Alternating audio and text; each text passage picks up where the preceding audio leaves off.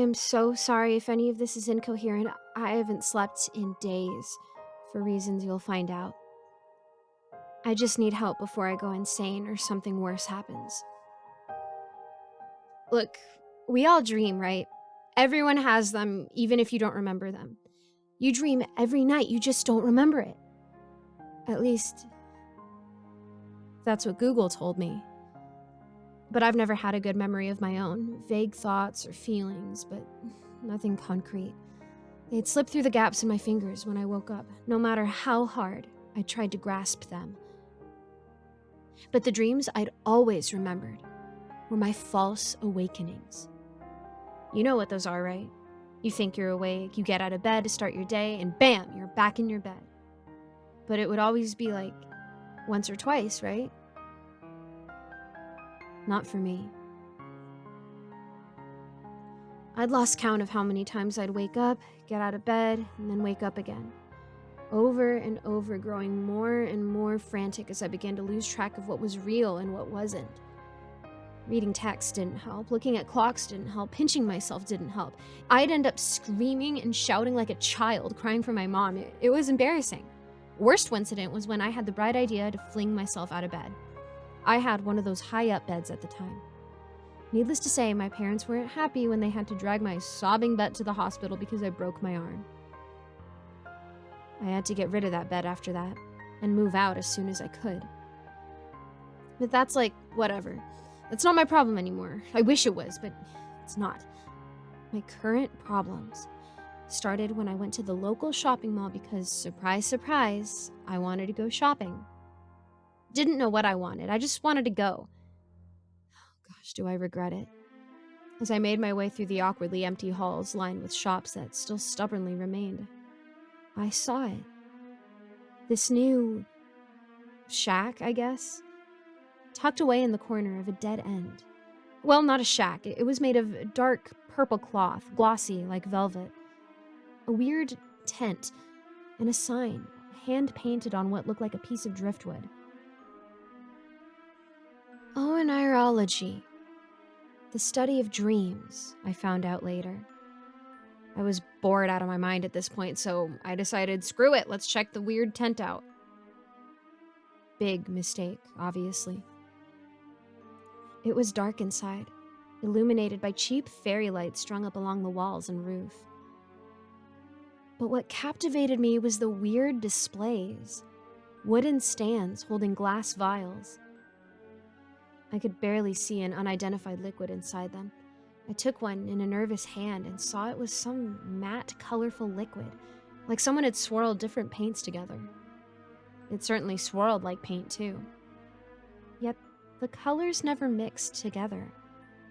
The reds and blues and yellows all remained distinct. But I had to stop ogling the colors when a sudden hand shot out from the dim, grasping my wrist and wrenching it up, and I looked up and I was staring face to face with a man. Do not touch unless you are going to buy. At least, I thought he was a man at the time. I don't know what I think he is anymore.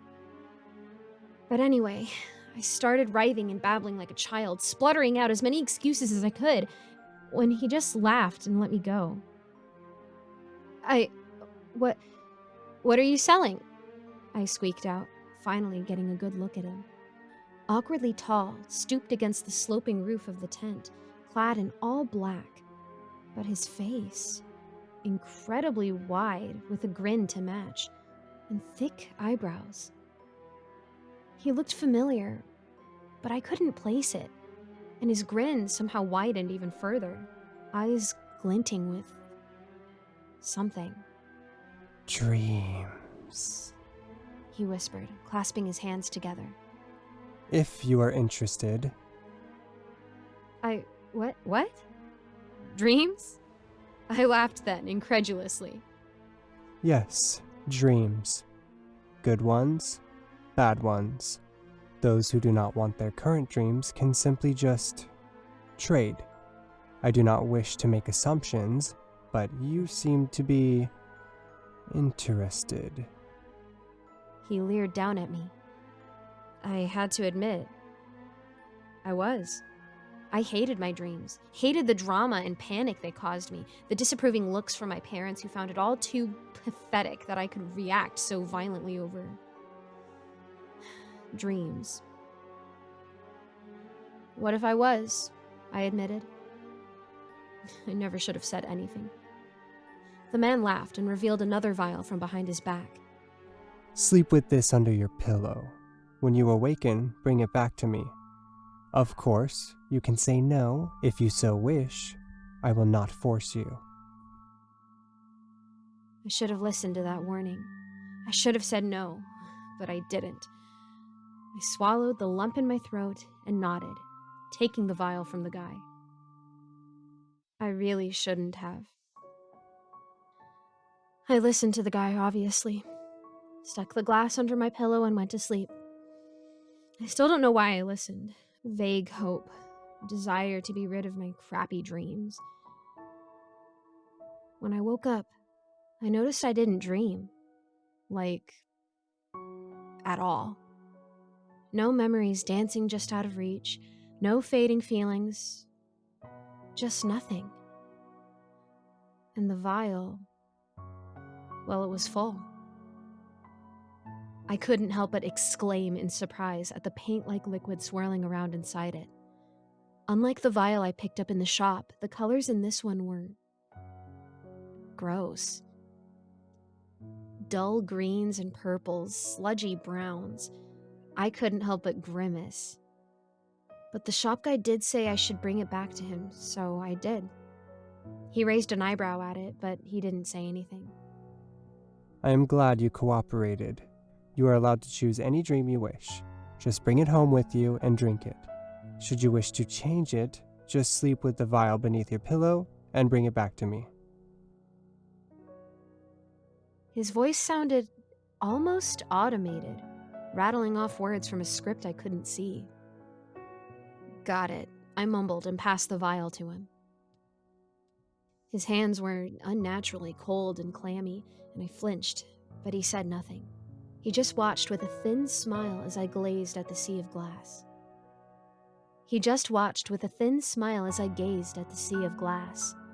I felt uneasy as his eyes never left me, so I just snatched up the closest one, muttering that I made my choice.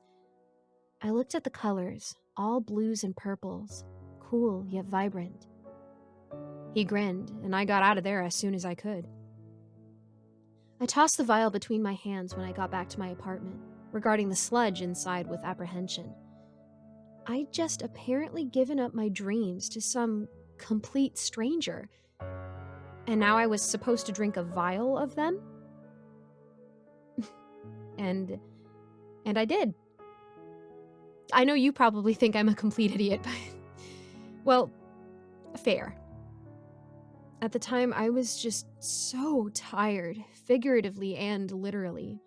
Each night, going to sleep was a gamble of nothing or trauma, and I couldn't take it. I was desperate, and so I just drank the vial. As the contents went down my throat, I had a brief thought that the man showed up for me. But I dismissed the thought. The liquid tasted of nothing. I was honestly expecting it to taste like paint, but nope, nothing. I guess that was the one good thing that came from this. I didn't really know what to do after that point, so after doing nothing all day, I just went to bed, anxiously awaiting what I'd find in my dreams. It was utterly nonsensical. It was like it came right out of a TV show. Some quest for a MacGuffin I couldn't remember, with people I couldn't remember.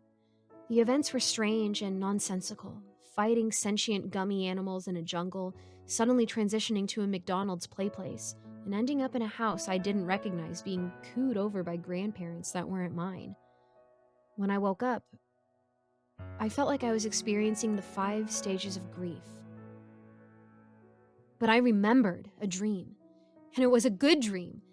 Absolutely nonsensical, but it was good.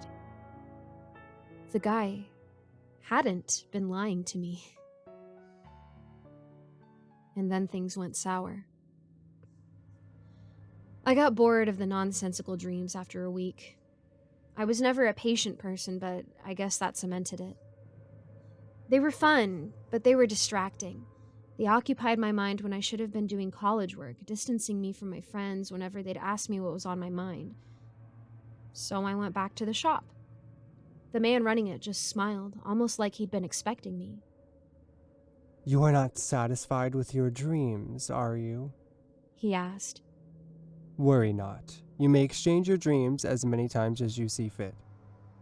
Worry not. You may exchange your dreams as many times as you see fit. And that was it for me. It was like a drug, I'll tell you. Being able to swap the kinds of dreams I'd have on a dime. I'd chug a vial, experience someone else's dreams for a few days, and then switch. They were all different. Some were strange and nonsensical, constantly shifting people and characters and locations. Some were more straightforward and almost boring. I always felt a twinge of annoyance when they were boring. I started getting dreams that were more like memories, too. People I didn't know living lives I would never know. Their ups and downs, their losses and achievements. In one dream, I was cupping the face of the most beautiful person I'd ever seen, only for it to shift suddenly, and I was left staring at a flaming wreck of a vehicle, the roar of the rain and wail of sirens in my ears. In another, I was far smaller than I am today, shrieking with delight as a puppy licked at my face. I relished it. I feel disgusted that I did. As I did, I also learned more about the man. Or rather, observed things that, looking back, were concerning, but I was too caught up on the dream high to care about. His skin looked fake, more like plastic than skin. No grooves or cracks or pores. His mouth would occasionally hold too many teeth, clustered together between his ever-present smile.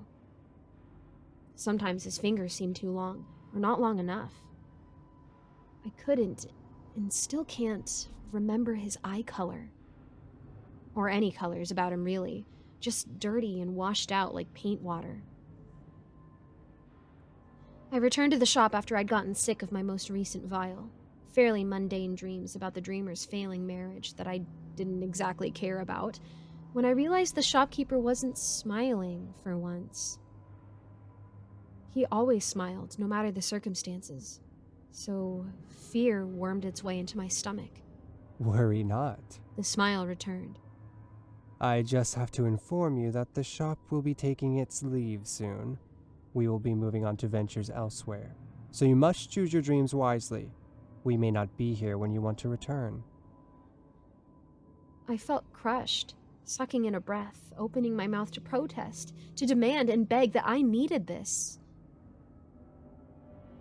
But I couldn't. I just couldn't.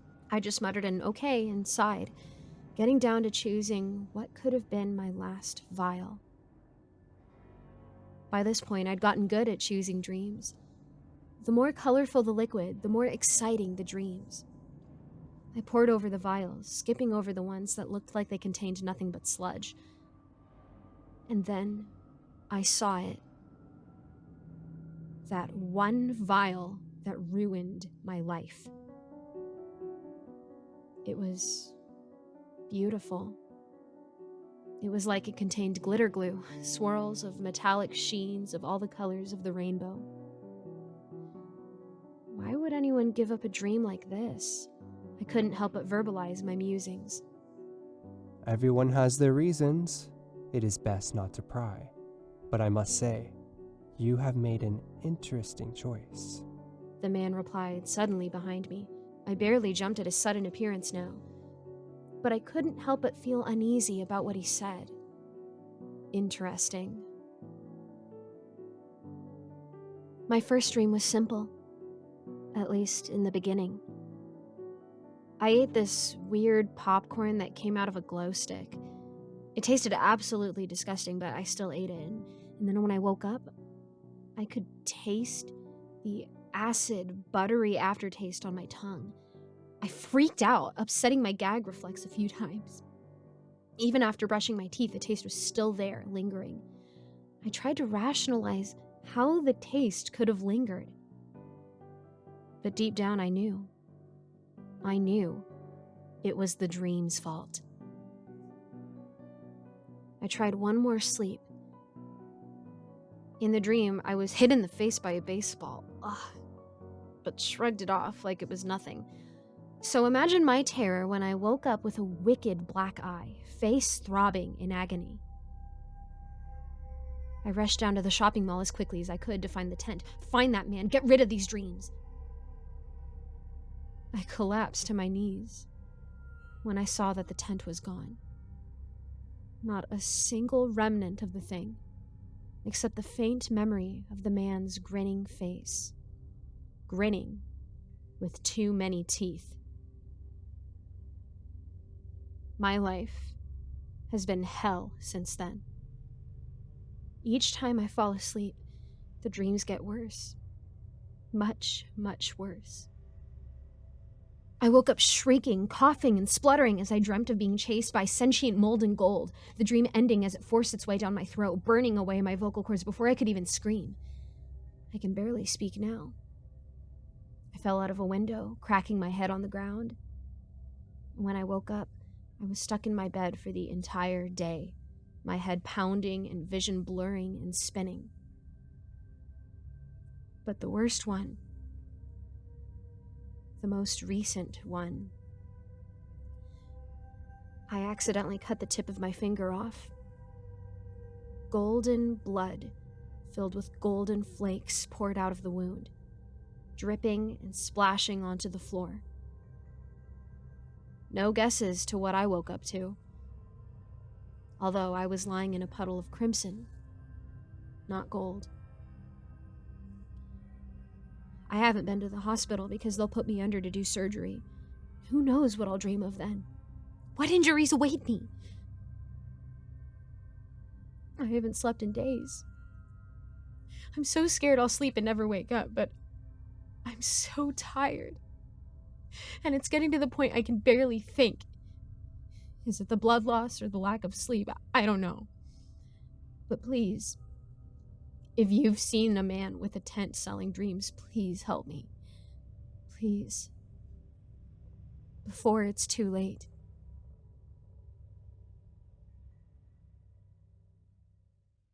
Hi everyone, it's me, Michelle Renee, but you can call me Giggles. I couldn't log into my Patreon for a while, so I've deleted it and I've made a new one. So now I'm finally back to giving a shout out to my patrons. Eric Cifuentes, Andrea Sanderson London, Lawrence Wallen, Geek Sanctuary, and Melissa Perez. If you want to become a patron of mine or just donate a couple of bucks, there are links to my Patreon, Coffee, and I've also started a throne in case that interests anybody. So thank you so much for watching, and I hope to see you in the next video.